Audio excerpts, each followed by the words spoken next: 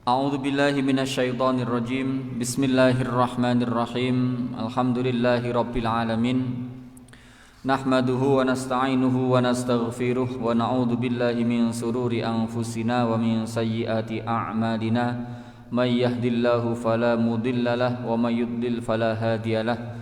Asyhadu an la ilaha illallah wahdahu la syarikalah wa asyhadu anna sayyidana Muhammadan abduhu wa rasuluhu la nabiyya ba'dah. Allahumma salli wa sallim wa barik ala sayyidina wa habibina wa qurrati a'yunina Muhammad wa ala alihi wa ashabihi wa man ihtada bihudahu ila yaumil qiyamah. Amma ba'du, para jamaah sedaya ingkang sangat kawula mulyakaken.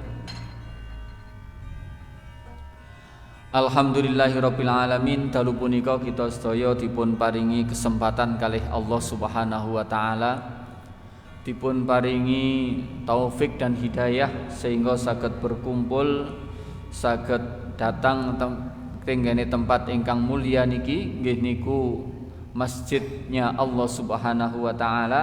Tentunya kita semua berharap semoga rawuh kita wonten tempat niki estu mendapatkan ridho saking Allah Subhanahu wa taala, mendapatkan rahmat dan taufiknya, dan semoga kita semua diberikan ilmu yang bermanfaat oleh Allah Subhanahu wa taala.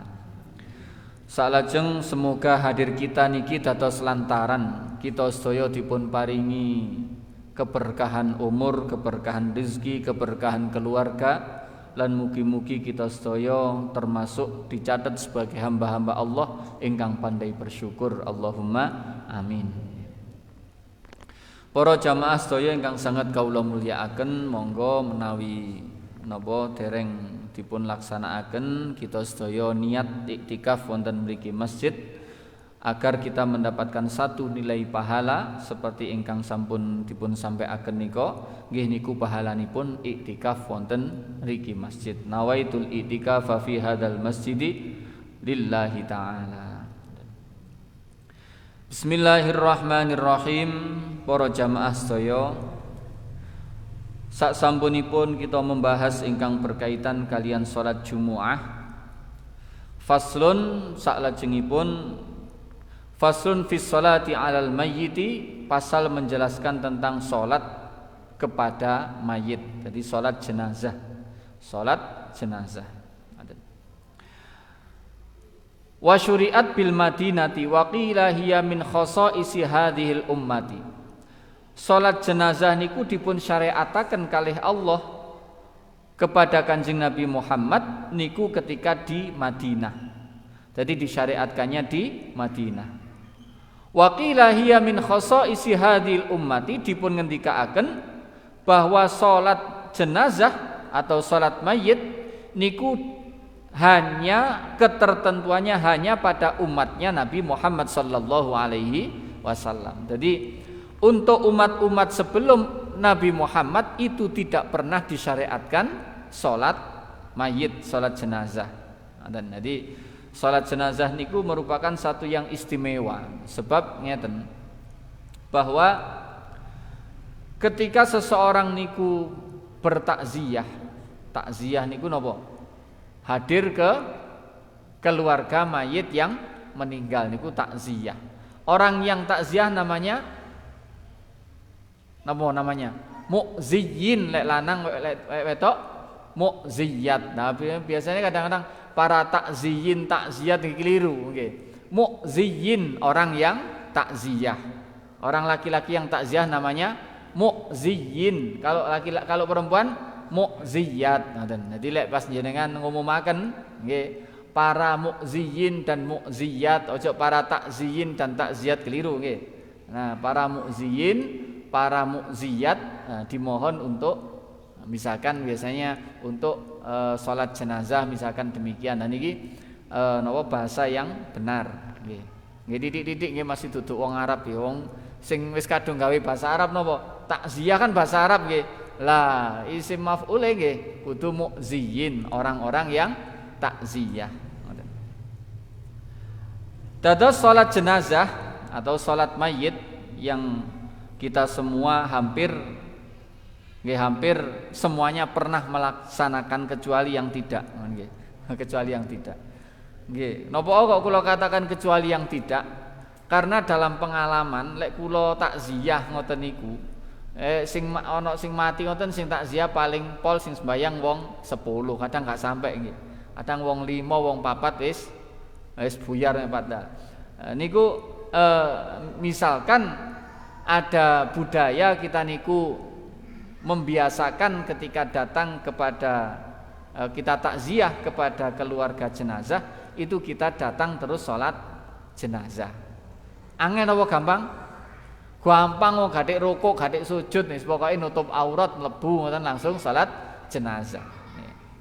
Nggih, sholat jenazah niku gampang wis pokoke napa jenenge apal Fatihah wis cukup nggih. Pokoke sing penting ana Fatihah. Dadi mantun takbir niku terus mantun ngoten maca takbir terus mantun takbir maca Fatihah.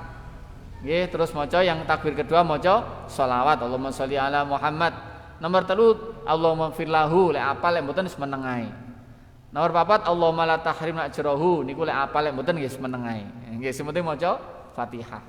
Wis maca Fatihah lah apal kabeh nggih. Wis ngoten tok terus salam. Lek jenengan wegah tahlil langsung metu nggih angsal. Sing penting niku jenenge salat jenazah. Nah, saya misalkan khusus jamaah niki Baitur Rahim.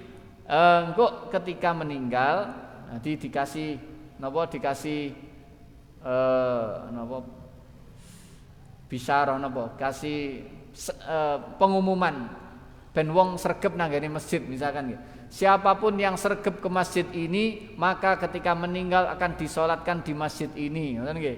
Lak seneng kira-kira. Saya lek ning masjid mesti akeh. Kadang-kadang ngomahin ajeng salat akeh nggih mboten cukup ngoten nggih. Karena posisi mayitnya kan di sebelah barat utawa teng arah kiblat. Artinya lek omahe niku cilik, menghadapnya ini ngepres, mek cukup wong 5 ya arep nambah nggih. Apa maneh misalkan mari salat jenazah terus mboten ngoten mboten ndang ngalih, akhirnya yang mau salat jenazah pun mboten gadah panggenan. Nah niki sebaiknya diberikan kesempatan kanggene tiang-tiang ingkang dereng salat jenazah itu untuk saged mengikuti salat jenazah. Nah niku nggih. Sing dereng nate nggih coba-coba mawon. Nggih pokoke ana mati mlebu, pokoke budal teko omah pun gadah wudu. Wis gadah wudu mlebu langsung derek salat. Lek wegah tahlil nggih langsung metu mboten napa-napa. Lah niki salat jenazah. Nah niki kudu dibiasakno teng mriki niki. Teng mriki niki dereng biasa. Sing melok akeh sing salat mek 5 ini sajane niki ada kebiasaan baik yang mestinya kita memulainya. Pun. Dados salat jenazah niku salatul mayyiti ay al mayyitu al muslimu ghairu syahidin. Yang disolati niku sinten? Nggih niku mayit muslim yang matinya tidak mati syahid. Jadi wong niku lek pun lepas ruhnya niki namane mati nggih, mati. Kira-kira lara napa mboten mati niku? Kabare lara nggih. Kabare lara nggih. Lek jenengan pengin semerep rasane, nggih nyoba-nyoba mawon nggih. Yang jelas ngeten.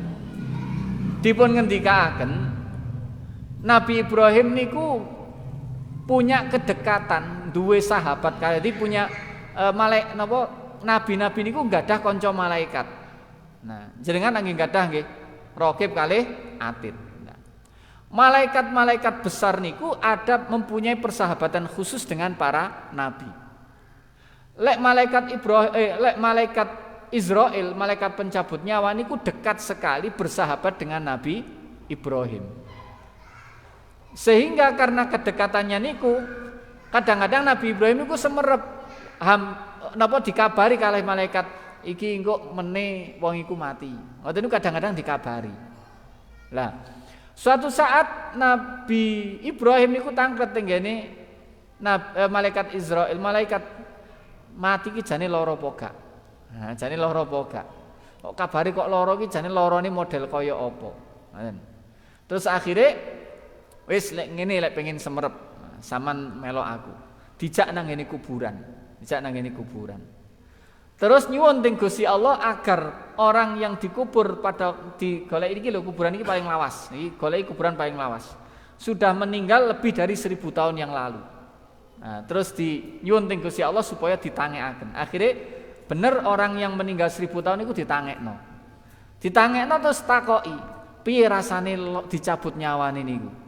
Nah, terus kemudian tiang niku jawab, wis sampeyan lek roh lorone wis gak akan bisa merasakan nikmatnya apapun. Kula niku mati dicabut nyawane sudah lebih dari 1000 tahun yang lalu. Jareme lorone sampai saiki sik krasa. Nah, nggih. Niku lorone sik krasa. Jenengan biasanya lek jarem mari kena napa suwe napa mboten? Paling pol 3 dina, pol-pole 4 dina, seminggu ngoten nggih. Bar wis ilang. Dicabut nyawa niku lorone jareme lebih dari 1000 tahun yang 1000 tahun niku isih panggah loro. Niki lorone dicabut nyawane. Tapi napa kok wonten tiang niku ketika dicabut nyawanya kok tersenyum?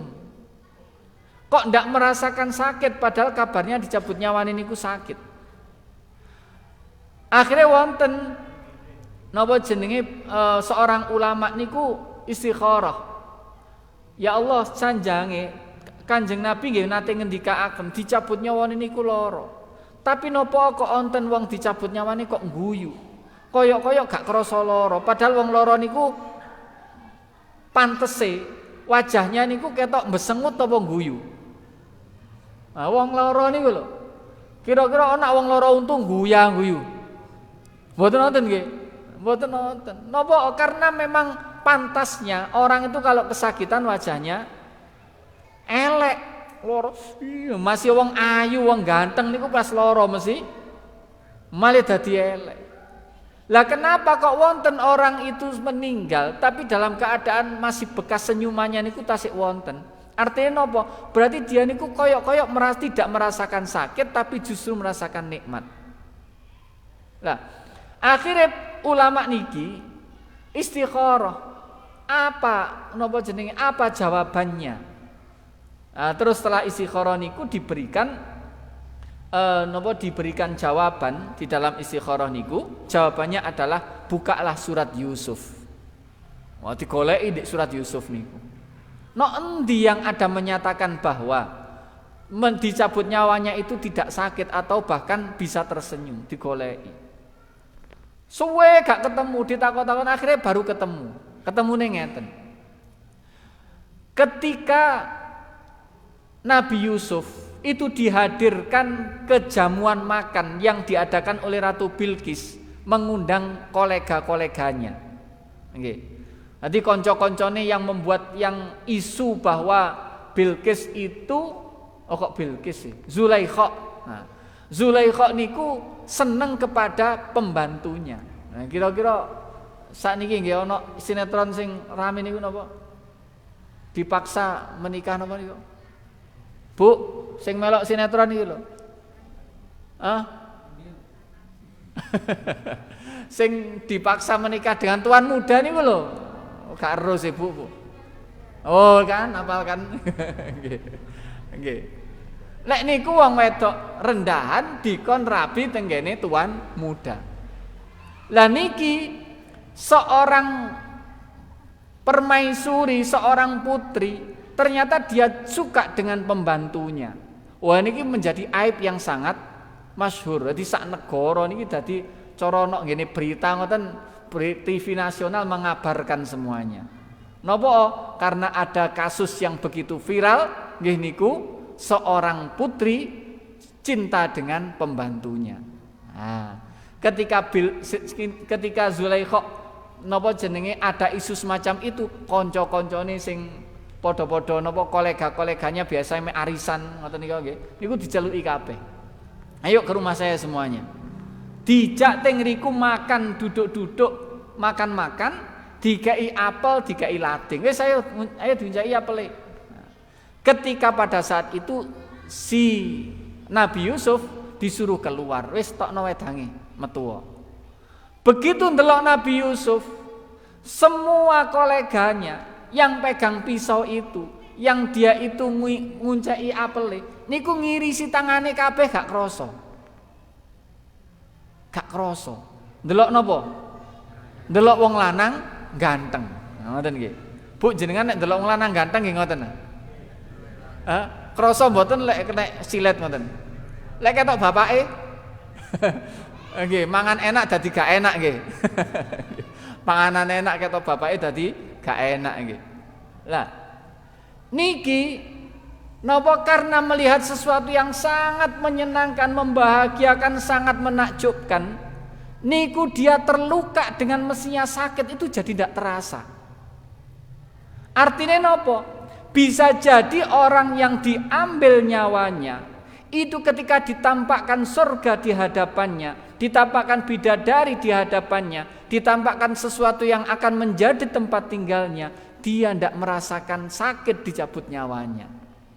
Jadi loro yang begitu banget itu tidak terasa ketika orang itu melihat kenikmatan yang begitu besar. Lah makanya disimpulkan bisa jadi orang bahagia tersenyum ketika dicabut nyawanya yang sakit itu oleh Allah ditunjukkan maq'adihi fil jannah, tempatnya di surga. Nah, makanya kita berharap semoga kita semua di ketika kematian kita ditunjukkan tempat kita di surga. Allahumma amin. Nah, wa'lam annal arwaha ala khamsati aqsamin. Ketahuilah bahwa ruh itu ada lima macam. Yang pertama arwahul anbiya, arwahnya para nabi. Jadi orang itu ketika dicabut nyawanya, lah ruh itu di mana tempatnya? Jadi ruh niku kan dulu sudah diciptakan semuanya, terus kemudian satu persatu diturunkan ke dunia, dimasukkan ke dalam jasadnya masing-masing orang.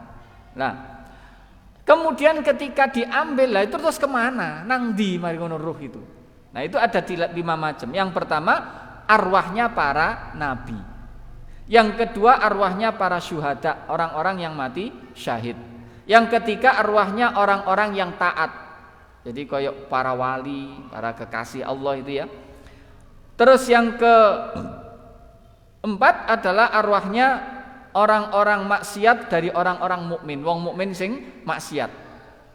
Yang terakhir arwahnya orang-orang kafir. Nah, orang-orang kafir wis siji tok. Mbuh maksiat boga pokoknya kafir. Mbuh wong kafir apik, kafir elek pokoknya kafir. Pun nggih. Nah, di mana rohnya para nabi? Fatakhruju min ajsadiha wa tasiru ala suratiha mitral miski wal kafur. Arwahnya para nabi itu dibentukkan seperti aromanya misik dan kafur. Jadi watakunu fil jannah, ada di jannah, ada di surga.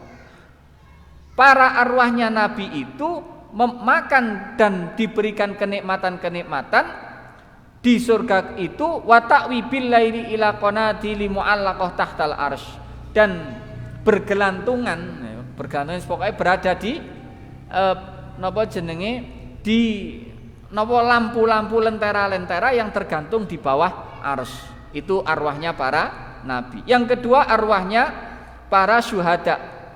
Arwahnya para syuhada itu Allah menjadikan fi ajwafi tuyuril hadar, di sayap-sayapnya burung-burung yang warnanya hijau. Taduru biha fi anharil jannah, yang burung itu berada di sekitar surga.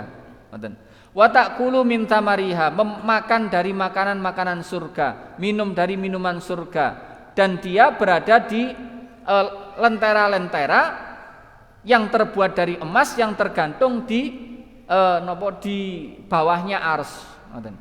Wa hakadza qala Rasulullah, itu seperti disampaikan oleh Kanjeng Nabi Muhammad sallallahu alaihi wasallam. Wa amma arwahil muti'in, kemudian rohnya orang-orang yang taat dari orang-orang mukmin itu nanti fi riyadil jannah, di taman-taman surga. Tidak diberikan, tidak makan dan tidak minum, tetapi dia bisa menyaksikan surga terus menerus. Kemudian arwahnya orang mukmin yang maksiat itu fabainas sama iwal ardi, berada di antara bumi dan langit, di hawa. Jadi tidak di aras tapi di isore, di ngene langit antara bumi dan di antara langit dan bumi, di gantung dengan orang mukmin yang maksiat.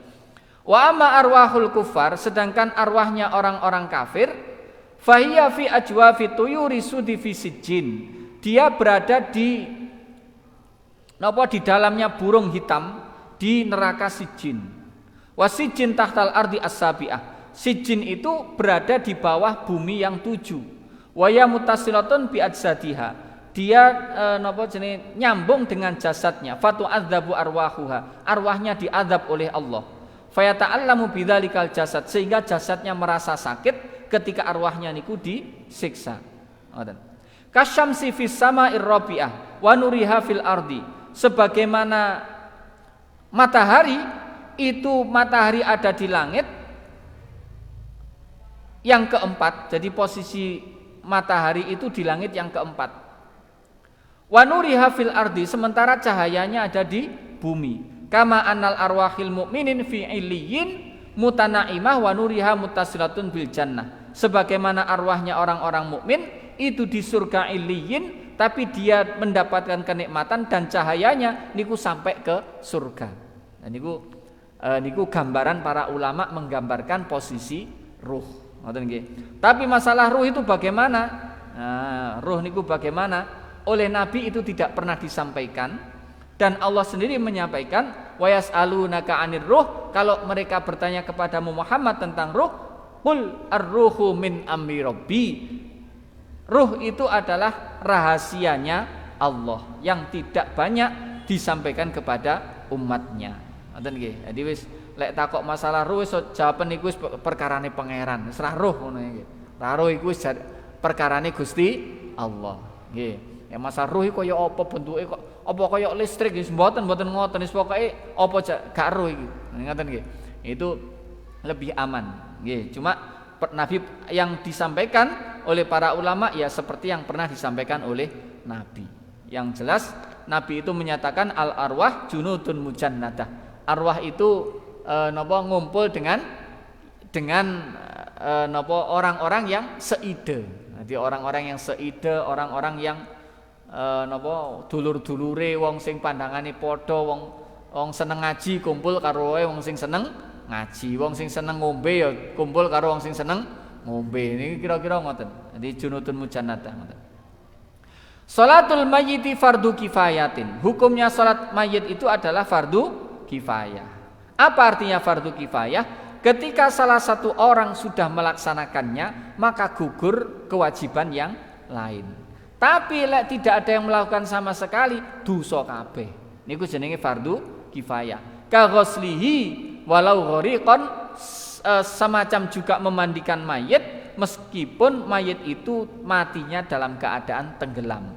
Jadi meskipun mayit itu matine kedelep, niki tetep didusi. Lah wis mari kedelep kok sik didusi. Nggih niki syariate ngoten. Nggih, masih matine kedelep panggah didusi. Kecuali lek didusi rusak.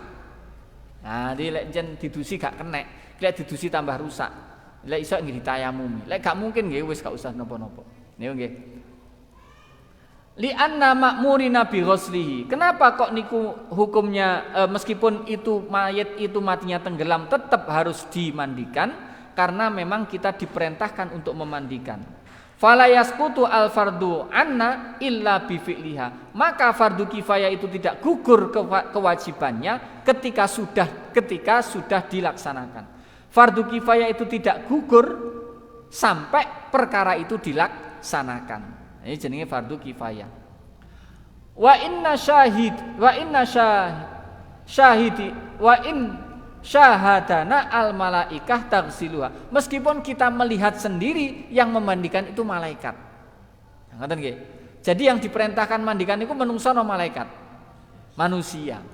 Misalkan ternyata ada malaikat memandikan, itu tetap wajib bagi kita untuk memandikannya. Gampangane gak sah. Karena tidak menggugurkan fardu kifayah. Ngoten nggih, misalkan ana mayit mati. Mayit nggih mati nggih mayit tok uripe. Ana mayit. Wong moro ketok ana banyu nglutur. Wis jelas sih sing ngadusi sapa gak ero wis pokok moro-moro ya molak-malik dhewe mayit iki. Wah iki sing ngedusi malaikat. Ini meski demikian tetap wajib bagi kita untuk memandikannya. Hitungannya bukan tidak sahnya, tapi kita tetap punya kewajiban yang tidak menggugurkan kewajiban fardu kifayah itu sampai kita melaksanakannya. Wa yakfi ghusul kafirin. Tetapi misalkan yang memandikan itu bukan kita, bukan orang-orang muslim, sing ngedusi wong kafir, tetap itu sah. Nah, jadi lek ana wong kafir kok ngedusi, misalkan anaknya kafir, sing mati wong tuane muslim, tetap didusi dengan anaknya yang kafir itu sudah cukup. Itu sudah mengukurkan fardu kifayah. Ngoten. Lajeng kemudian yang tidak dimandikan itu adalah orang yang matinya mati syahid. Orang yang matinya mati syahid. Nih. Napa syahid niku? Syahid itu adalah orang yang mati dalam keadaan perang melawan orang kafir. Fi ma'rikatil kufar, orang yang berperang melawan orang kafir. Nah, kalau misalkan dia berperang tidak melawan orang kafir, tidak bisa disebut dengan syahid. Atau matinya tidak dalam keadaan ketika perang. Jadi mati sebab perang, bukan mati karena perang. Oh beda. Ngeten. Lek sebab perang niku ngeten. Jadi kena tembak tuwer, mari ngono gak langsung mati. Terus mlebu rumah sakit. Oleh seminggu mati.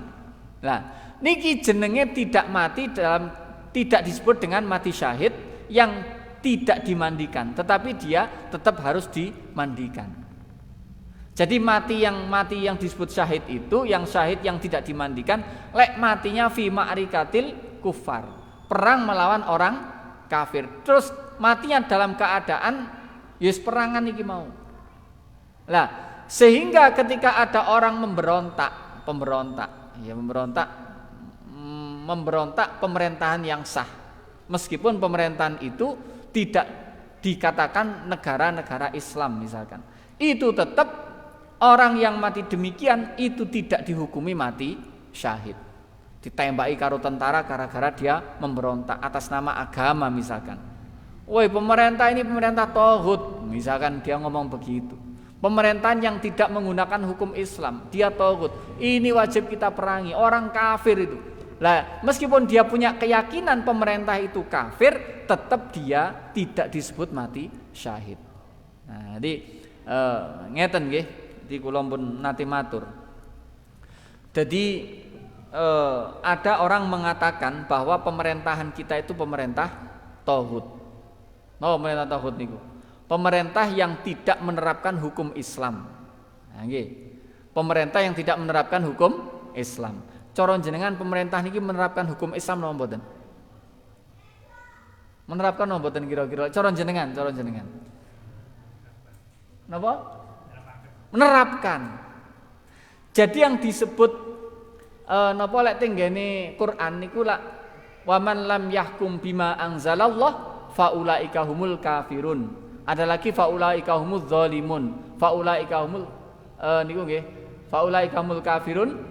Orang-orang yang tidak menggunakan hukum Allah sebagai hukumnya, maka dia dinyatakan sebagai orang-orang kafir.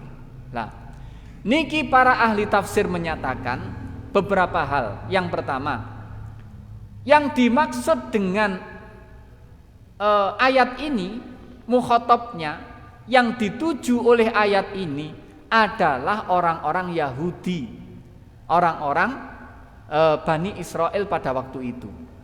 Jadi karena apa? Melihat dari syakul urutan ayat sebelumnya nggih. Urutan ayat sebelumnya itu menunjukkan ini adalah tentang membicarakan orang-orang kafir yang orang-orang Yahudi yang diturunkan Alkitab kepada mereka. Kemudian mereka tidak menggunakan kitab itu untuk dasar agama mereka. Lah akhirnya dikhitabi oleh Allah, kamu tidak menerapkan hukum agama, maka kamu termasuk orang-orang kafir. Ini yang pertama. Yang kedua, kalimat bima anzalallah itu orang yang sama sekali tidak menerapkan hukum agama. Sama sekali, sedikit pun tidak. Jadi pemerintah sama sekali tidak menerapkan hukum agama. Lah kalau meskipun cuma sedikit wis mek salat tok, minimal salat, itu sudah dikatakan pemerintah itu menerapkan hukum agama, hukumnya Allah. Lah itu sudah tidak bisa disebut sebagai kufar. Nah, ngoten nggih. Dadi ngeten. Bahkan di Indonesia itu hampir semua hukum Islam itu sudah diterapkan. Hampir semuanya. Kecuali hudud. Masalah kisos niku yang belum diterapkan. Untuk yang lain niku hampir semuanya diterapkan. Coba masalah zakat, pemerintah ngatur mboten? Ngatur. Masalah salat ngatur mboten? Ngatur. Masalah masjid ngatur mboten? Ngatur. Masalah perkawinan ngatur. Itu semua hukum Islam. Apa yang bukan, yang belum diterapkan hanya sedikit masalah hudud. Masalah apa? Kisos, potong tangan. Orang membunuh, dibunuh. Orang napa jenenge motong, orang mencuri dipotong tangan. Cuma sedikit yang belum diterapkan. Berarti apa? Apakah bisa disebut negara kita itu negara tauhid? Tidak bisa. Apakah bisa disebut negara kafir? Tidak bisa. Karena negara kita ini bahkan di seluruh dunia paling banyak menerapkan hukum Islam adalah Indonesia. Nah, Indonesia ini paling penak-penake wong Islam nang Indonesia niki. Salat dimanapun bisa, ibadah bagaimanapun bisa. Jenengan nggih pengajian sak gede-gedene bisa. Di Malaysia ndak bisa. Mboten nonton pengajian umum sing datang ribuan di Malaysia mboten nonton. Dengan tangkat sing biasa nang Malaysia. Sholawatan gede yang datang di live gede di TV, panggungnya gede, sing teko paling pol wong 100. Di Malaysia, di Brunei mboten nonton sing acara gede kaya nang Indonesia, dibatasi banget. Bahkan khotib niku diseleksi, imam diseleksi. Wong nang kene ra iso ngaji, iso ngimami. Ning Indonesia niku ngoten niku. Maca Fatihah gak teteh iso ngimami. Di Malaysia mboten saged. Di Brunei mboten saged, ada seleksi imam. Ada seleksi khotib. Wah ning kene isik Fatihah sik belajar wis oleh ngimami. Lah itu loh. Indonesia itu begitu melindungi orang-orang untuk melaksanakan ibadahnya.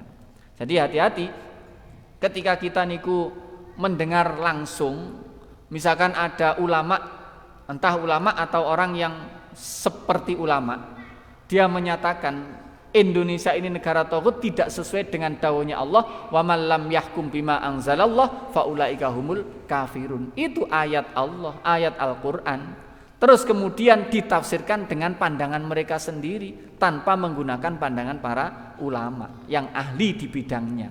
Akhirnya maling ngono iku. Maling ngono kabeh disesatno, kabeh dikafirno. Gara-gara apa? Gara-gara tidak mengikuti para ulama. Nah, pun. Jadi mati syahid itulah yang nanti kemudian tidak dimandikan. Ngoten. Wa yakfi ghusl wa yaksulu aqalluhu bi ta'mimi badani bil ma'. Minimal memandikan itu adalah meratakan tubuhnya dengan air. Wis pokoke digrocok sret, roto kenek kabeh niku pun kenek minimal. Mandi minimalis, ngedusi mayat minimalis. Karena banyune mek ana titik, mek ana sak kaleng, misalkan sak kaleng saged. Grojoknya cur pokoke roto sak awak. Nanti ngarep mari diwalik, mburi mari beres. Misalkan ngoten nggih. Misalkan. Niku minimalnya ngoten. Sing penting niki hatta matahtakul fatil aklaf.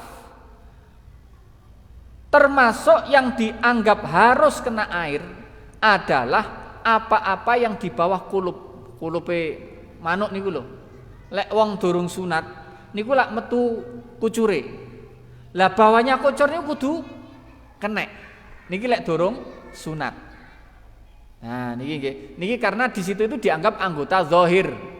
Di anggota zahir, maka harus dibersihkan. Misalkan sulit, jadi dibuka ini gak kenek, soalnya wis lemes. Lek pun mboten lemes sak gampang, wis lemes. Dibuka mboten saged, ya napa? Habis dimandikan ditayamumi. Karena itu dianggap tidak sah. Ngoten nggih. Jadi di bawah niki kulup lek wong sing durung sunat kudu diumbah, kudu dibersihkan. Lah niku termasuk yang kadang-kadang kita ndak peduli. Tapi lek wong Indonesia lek wis wong Islam lampun sunat kabeh mesti beres ret. Tapi lek mboten sunat, lah niki sing repot nih. Apa kudu disunati? Mboten, wis mati gak usah disunati. Nggih, mboten usah disunati. Wis mati disunati ge apa nggih. Nah, nggih. Sobian kana al-aklaf au balighon, baik itu anak kecil maupun orang dewasa. Jadi meskipun yang mati anak kecil yang belum sunat, niku tetep kudu diumbah nok ngene jerone kulub atau yang sudah balik. Nah, makanya saya misalkan kita ini punya anak, kalau bisa itu sebelum tamyiz itu sudah disunat. Nah, sunat itu aja ngenteni gede. Kenapa? Anak itu kalau sudah tamyiz niku pokoknya isok mangan isok wawik dhewe, mangan dhewe niku disebut dengan tamyiz. Dereng balik tapi sudah tamyiz. Niku misalkan salat ngimami niku sah. Pokoke pun sunat. Lek dereng sunat mboten sah. Kenapa? Dia masih membawa najis. Ngoten nggih. Niku jenengan jamaah sing ngimami putune. Sing wis isok maca Quran aku ora patek isok maca Fatihah le sampean sing imami ya. Nggih. Tapi lek durung sunat gak sah.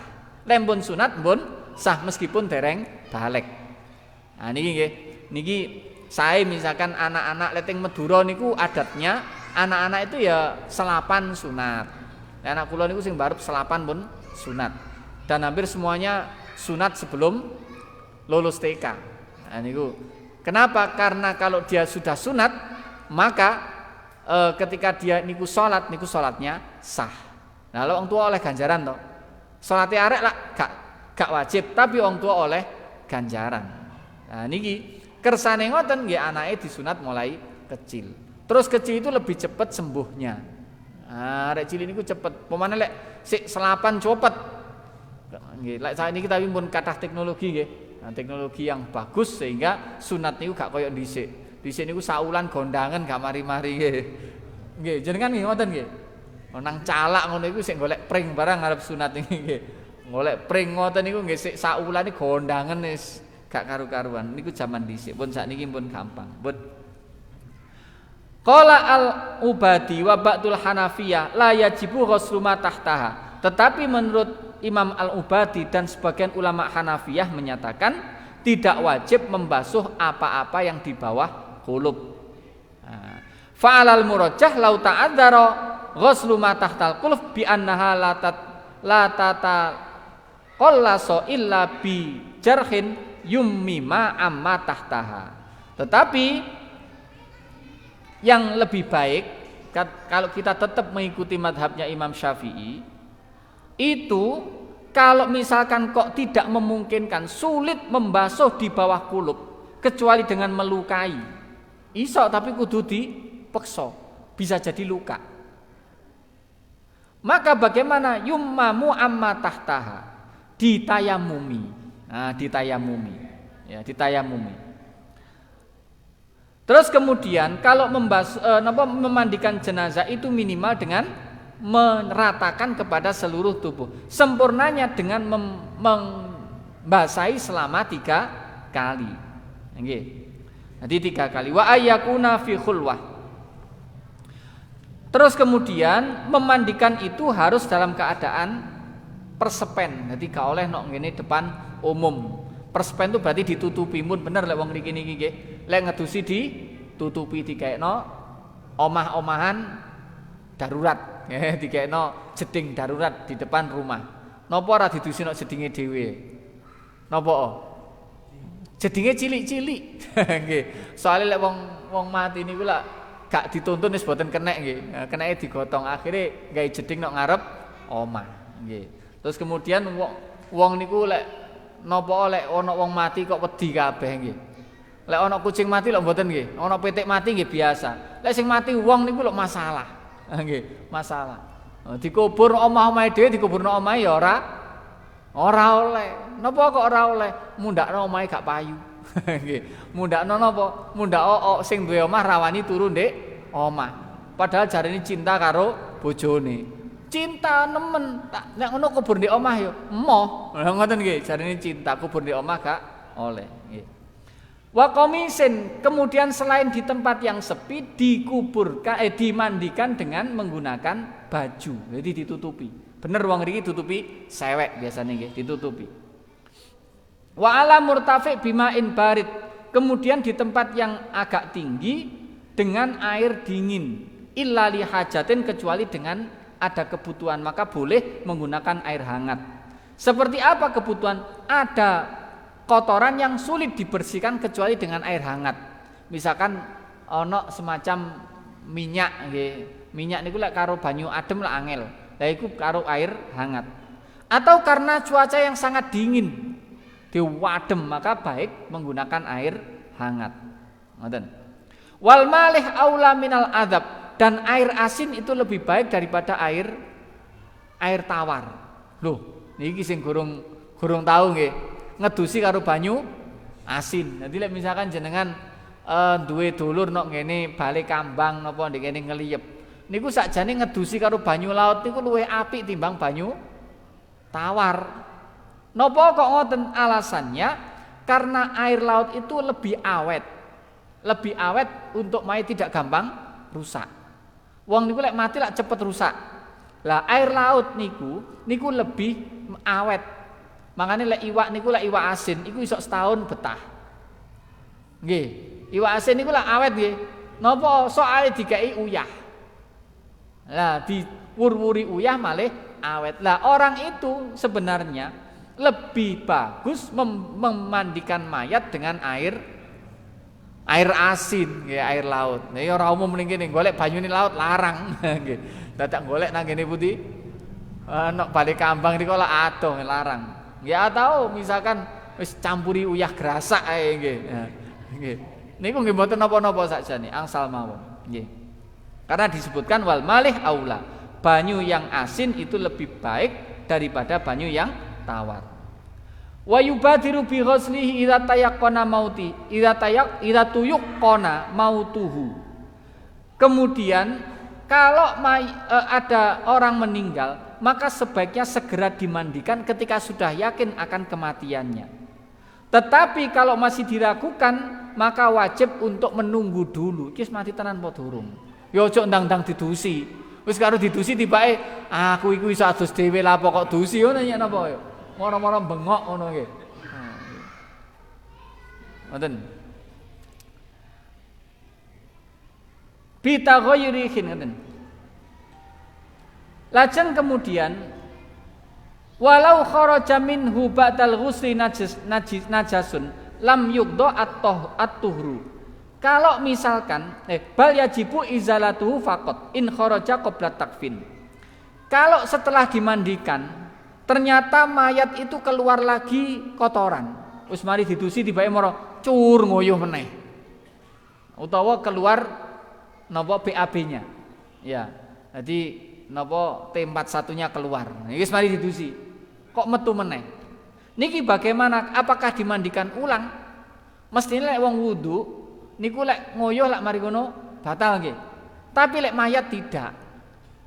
Ketika sudah dimandikan kok keluar lagi kotorannya, itu tidak perlu dimandikan, hanya wajib dihilangkan kotorannya. Tadi keluar ya dijogo air ketane, ndak usah dimandikan lagi. Yes perlu digrojok ngene khusus sing keluar kotorannya tadi. Ndak perlu dimandikan ulang. Asalkan itu keluarnya sebelum dikafani. Lek dikafani wis ben. Wis dikafani kok metu, kok ora lek metu mambu. Misalkan nggih. Oh, misalkan kok mambu gak enak, tibake mayite ngentut. Ngentut. Nggih, keluar anginnya misalkan nggih. Lah niku tidak perlu dimandikan ulang. Pokoke lek durung dikafani kok keluar kotorannya nggih dibersihkan mau, tapi lek dikafani mboten usah. Ah, mboten usah. Wa man ta'adzara ghusluhu li faqdi ma'in au li ghairihi ka ikhraqin au ghuslin au ghusila taharra yummima wujuban. Ketika sulit untuk memandikannya, bisa jadi karena sulitnya air atau sulitnya mayat itu dimandikan. Misalkan mayat itu mayat kobongan.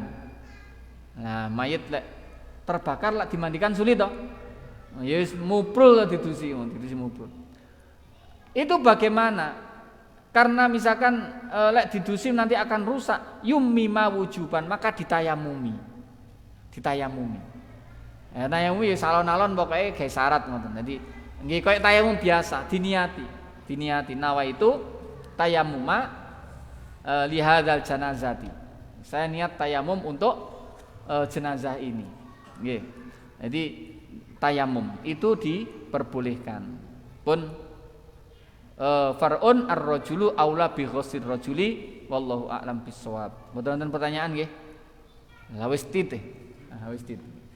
Pun mekaten mugi-mugi sekedhik niki memberikan bareng dengan rahmat Gusti Allah kita diberikan ilmu yang bermanfaat. Semoga kita tetap bisa belajar, tetap bisa mengikuti majelis ilmi, dan kita termasuk digolongkan orang-orang yang cinta kepada ilmu, dan digolongkan kita itu adalah orang-orang yang selalu menuntut ilmu. Allahumma amin. Monggo kita akhiri kanthi waosan suratul Fatihah dilajengaken kalih bacaan kafaratul majlis.